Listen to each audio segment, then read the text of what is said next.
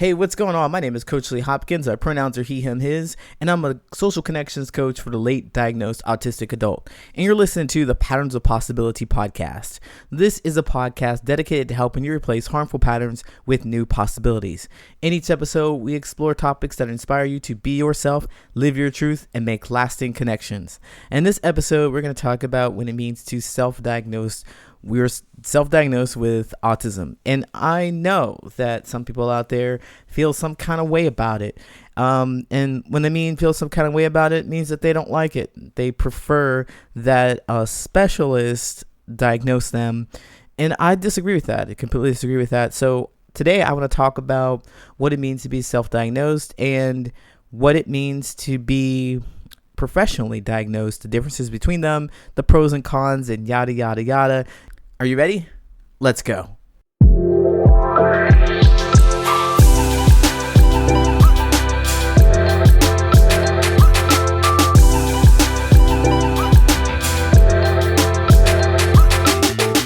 So, what is autism in the first place? Well, autism is categorized as a developmental disability that affects how people communicate, interact, and learn.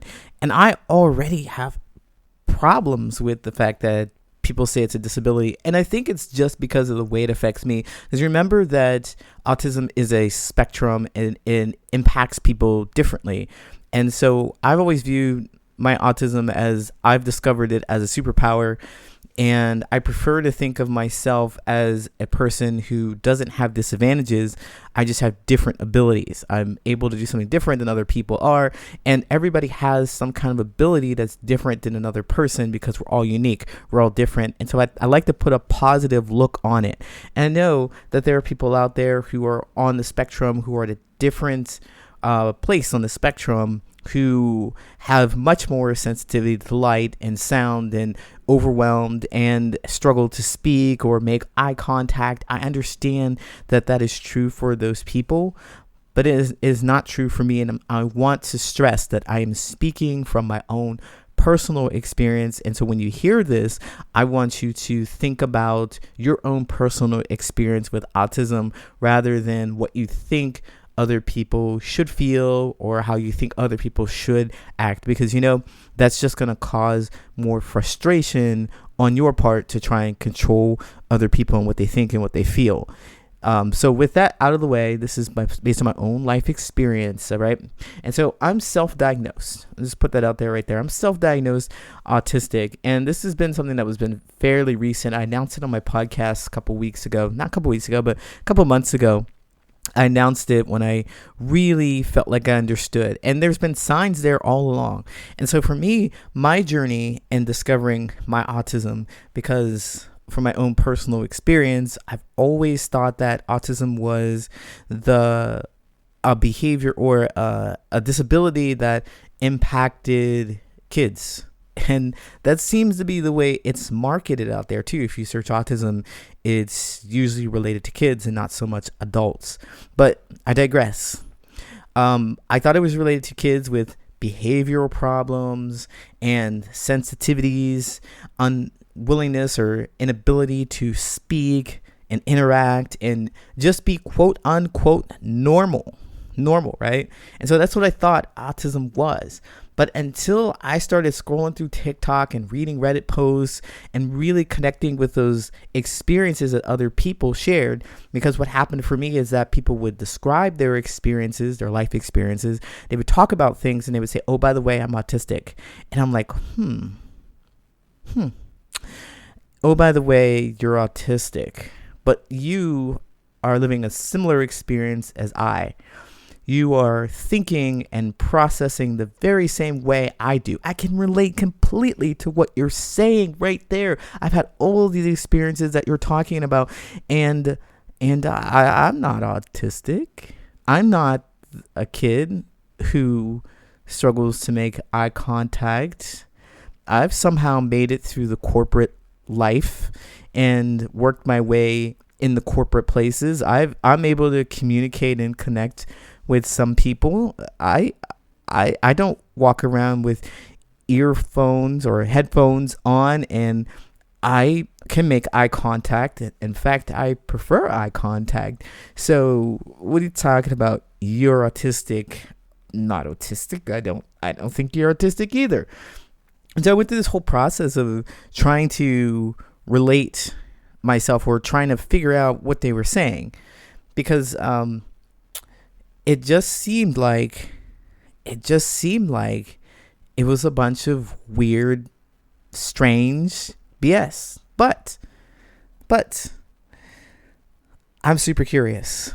So I did some deep diving and I started to read on autism. I started to read and learn that it's a spectrum. I also learned that it doesn't go away when you become an adult. I laugh at myself because it's pretty silly to think that, I didn't know about it. So it just seemed like it's something that affects children, but it's not true. And so the more research I've done, the more experiences that I've read, the more videos that I've watched online of people who identified themselves as autistic, I thought, well, I feel like I have to be too. It makes sense. I'm somewhere on a spectrum. And with that being said, that's how I came up with my diagnosis for myself. And I know that people are upset about that. Like, hey, you got to go to a doctor. You got to go to a therapist. You have to be tested. You have to make sure that somebody verifies that you're autistic, and you can't go around saying that. And I think that the idea that a diagnosis from a doctor doesn't really make everything clearer, because I think that I'm a pattern master. I can recognize these experiences. I can recognize how I feel about my experiences. I can recognize all of these symptoms or attributes to what it means to be autistic and map them over me. And if those, because there's some people out there who were saying, you are just doing it for attention.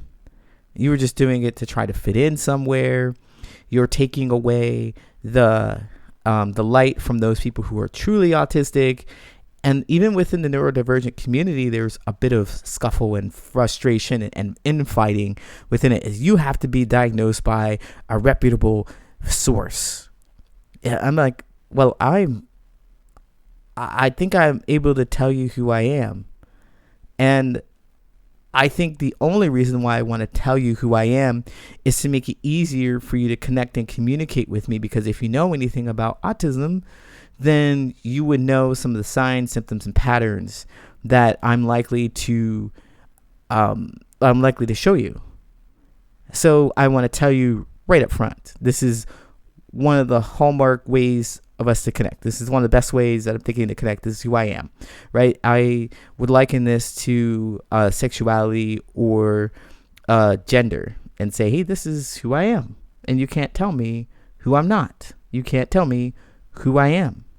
And I'm telling you this, I'm giving you this information about what I discovered about myself to make it easier for me to connect with you, not to gain clout, not to be fancy, not to fit into some kind of club, but simply to connect with you. And so one of the big pros that I found in this is feeling like I can take control of my journey, my own journey. I want to connect with people. I want people to understand me, and I want to understand them. I want them to understand how they can best interact with me, right? I want them to know what they can expect from me. So here, I'm going to tell you. It just makes it easier. And those who are neurodivergent or neurotypical, when they know this about me, they're like, oh, well, hey, maybe there's something that I have to interact differently. I can interact differently. Or I understand why they're not getting this. Or I understand why they're asking so many clarifying questions. Or why they seem to get overwhelmed. Whatever it is that they know. But it makes it easier for them to communicate with me. This is what I think would happen.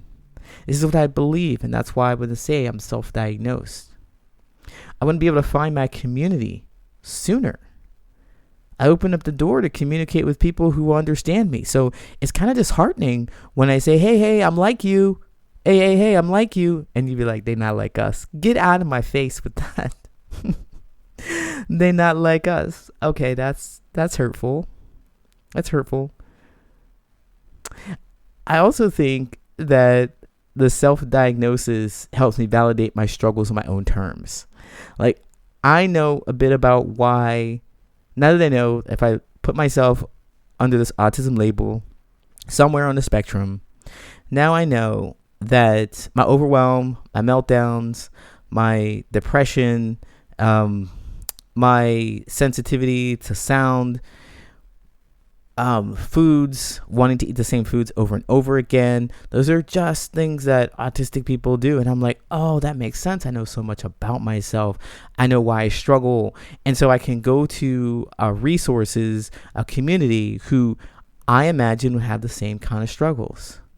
Like, I was thinking, who does what I do? Who eats the same thing? I'm telling you, I eat the same thing for dinner for maybe 3 or 4 months. Just the same thing. And that happens periodically. I would just eat the same thing. And I'm fine with it. It's my preference. It's what I prefer. It's what I want. And I didn't want to try anything else. And I'm like, who else does that? I'm just weird. No. I'm autistic. Lots of autistic people do that. Oh, right. You can relate to me.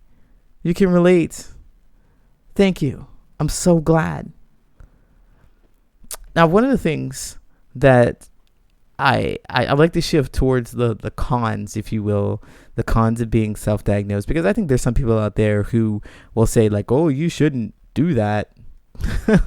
I know there are people out there that are saying there's some bad things about that. Everybody's going around saying that they're autistic, and maybe they're taking up resources that they don't really need, that other formally diagnosed autistic people should be having. Like, oh man. But as I want to validate that thought. I want to validate that thought that, okay, it does feel kind of scary, especially in this climate where resources are disappearing, and you may be a person who's formally diagnosed, and you're like, these resources are going to someone who doesn't need it as much as I do. And it's because they're pretending, they're faking. It might feel like that. I get it.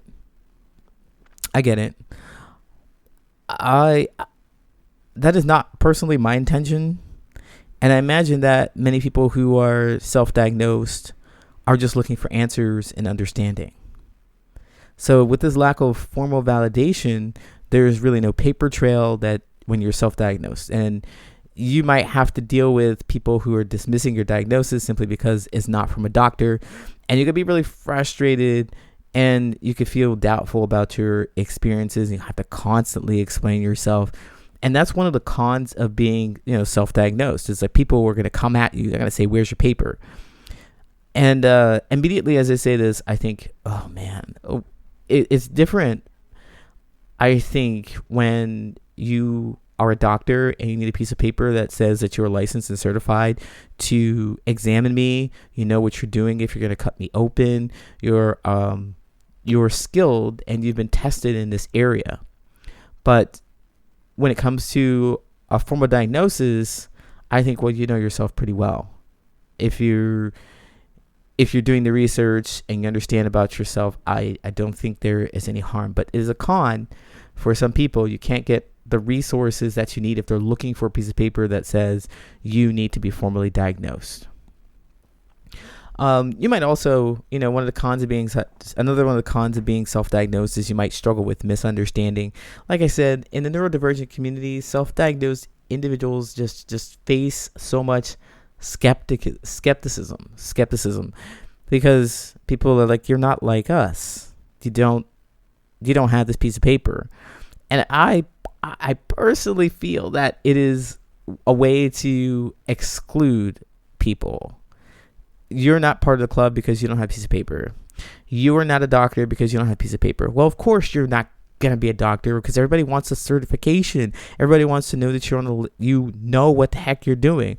But when it comes to you being an expert on you're an expert of you, I don't think you need a certification or a piece of paper. But you might struggle with people who are trying to tell you that you're not and asking you to validate. And if you run into that, because I've run into that, I would just kind of just give them a little peace sign to say, hey, great, nice talking to you. There's no need to try and change their mind. But I think that happens there's some kind of a power dynamic. and they want to exclude. They want to exclude you because you're not like them. You didn't go through the rigorous process. It's like they suffered, or they paid a lot of money, or they took this route, and you can only go this route to be this kind of way. It's like, those people who graduate from college and they get the corporate job and they make some money and they're very satisfied. They have a nice little house, kids, wife, family, whatever. And then here comes somebody who comes along who didn't graduate from college, and maybe they've gone into sales and they're making tons of money. They're doing so much better. They've got a Mercedes, and let's get Mercedes is top of the line. Let's go a little higher with like a Corvette. Maybe that's something that's really fancy to kind of roll around in. They've got money, basically. They've been successful without going the route that the traditional successful people are supposed to go, right? And so the person who went through the traditional route is upset. And they're mad. They're like trying to belittle as much as they possibly can. That's what I think happens there. If you don't have that piece of paper that says signed, sealed by some certified therapist, or by somebody who is an authority to say that you're autistic, then they want to exclude you. So when I run into those people, I just say, peace. I'm glad to know you. That's great. This experience has not been fun, but I just wanted to connect with you, and unfortunately I can't. So that's it. Another one of these things that might happen, if you self-diagnose, is that, you really can't get some of the resources that you might need. So I know that you have to have a formal diagnosis from a doctor because, again, that credibility is passed down to get some accommodations at work, because they don't want just anybody coming in and saying, this is something that the companies do to cover their butt. They just don't want somebody coming in and saying, hey, I'm autistic and I need you to turn the lights out, or I need to be in a darkened room, or I can't come to this meeting, or I have to work remotely because it costs the company money, and they want to make sure that they cover their butt. That's just a fact. They want to cover their butt. So you might have limited access to resources, even though you know why you need to stem, or why you need to close your eyes, or why you need to remove yourself from this conversation, or you know that you're going to have a meltdown and you just can't help it. You know these things are going to happen, but you can't get any kind of accommodation for it. It's because you don't have that piece of paper. So that's one of the things that goes with not being with being self-diagnosed. You need that piece of paper to get access to resources. So I said earlier, some people, if you're like, well, don't say you're autistic because you just want access to resources. Well, you go through the route to feel safe and comfortable and talk to somebody and get the formal diagnosis, pay those thousands of dollars to get the formal diagnosis, to get access to the resources. That's the only way you can get access to it. That's what I think people who are saying that you have to be formally diagnosed say. You have to do it this way because I did it this way. I know that people who want to be diagnosed are struggling to even get that, right? So you get limited access to resources, but you get this label. You get to identify yourself as that, but no one else recognizes it, and they really can't help you. And that is problematic, especially if you need resources to help you be successful in whatever you do, right? So I just want to say that at the end of all this, I'm working out with self-diagnosis. It fits for me. It works really well. And if you're out there, if you've self-diagnosed, I'd love to hear from you. Or if you're a person who disagrees with everything I said here and is frustrated and you went the long, hard route and you want to let me know about your struggles, or maybe you're compassionate about others who've gone through the struggles and wouldn't recommend it. I don't know where you are on this topic, but I'd love to hear from you. I'd love to hear about your own personal experiences rather than telling me about what other people should do, other people should think, other people should feel, because it really doesn't create that connection that you're looking for. It really, trying to impose your will upon other people is going to get a lot of resistance. So really, tell me about you. I want to know, are you autistic and listening to this? Are you a person who is self-diagnosed, or have you gone to the lengths to get formally diagnosed, or are you an ally and you're neurotypical and you're thinking, this is interesting, I didn't know anything about this? I'd love to hear from you. You can email me at patternsofpossibility@gmail.com. You can find me on all the social medias at Patterns of Possibility as well. Hey, Patterns of Possibility fam, I want to thank you so much for all of your positive feedback for the Supportive Connections course. The outpouring is just ridiculous.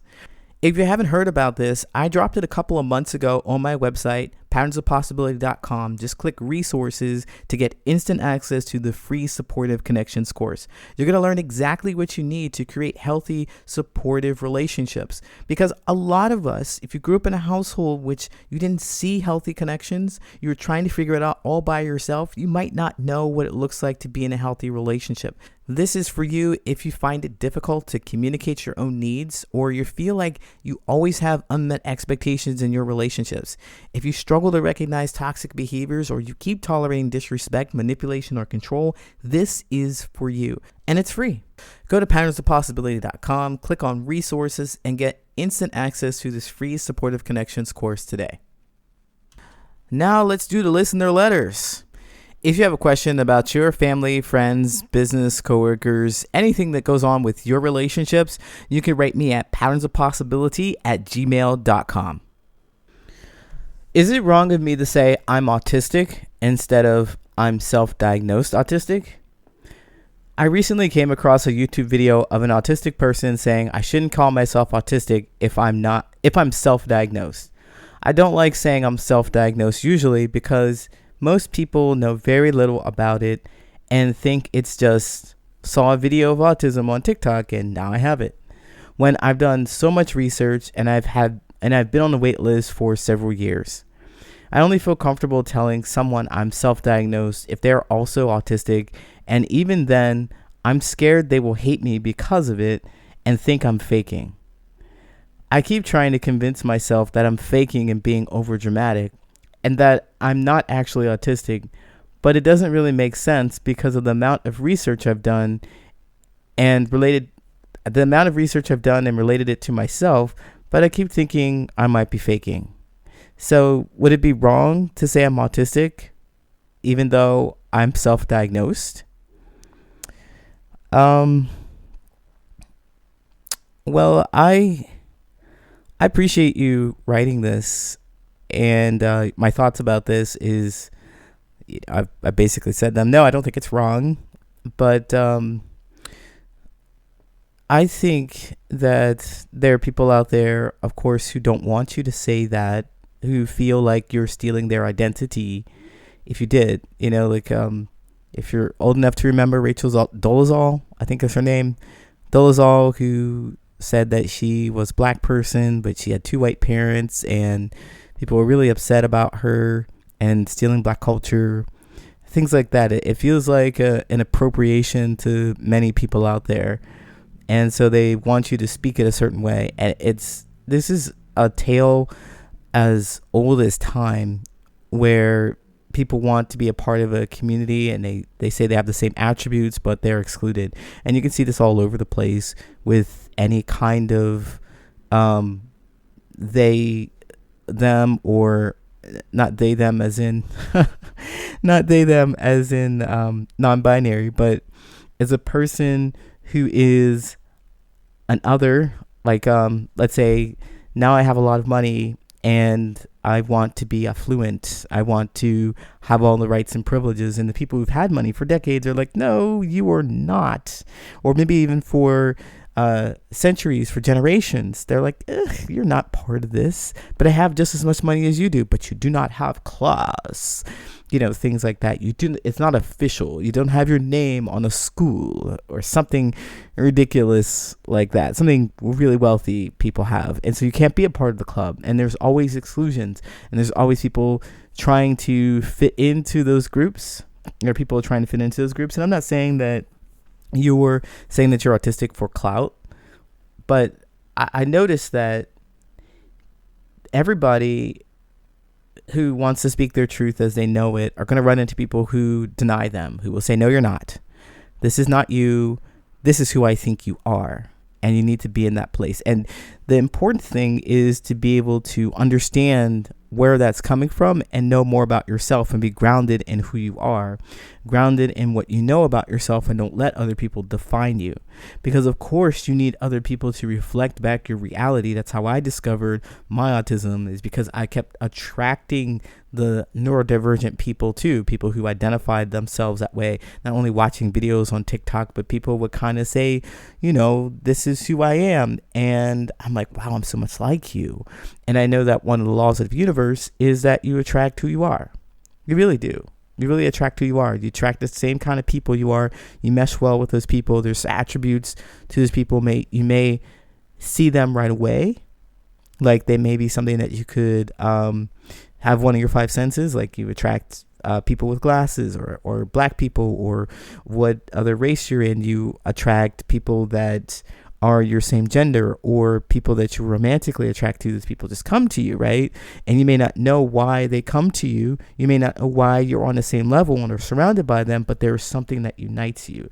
And so as it relates to being autistic, there's some attributes to you that connect you with people who are formally diagnosed. And if you're looking for them to tell you you are like me, and you're looking for them to validate and say you were like me, then you are going to dismiss your own thoughts and feelings. You're going to get lost in the sauce about who you really are. And so I would say for everybody, reflect on the experiences, reflect on what people say to you, but do not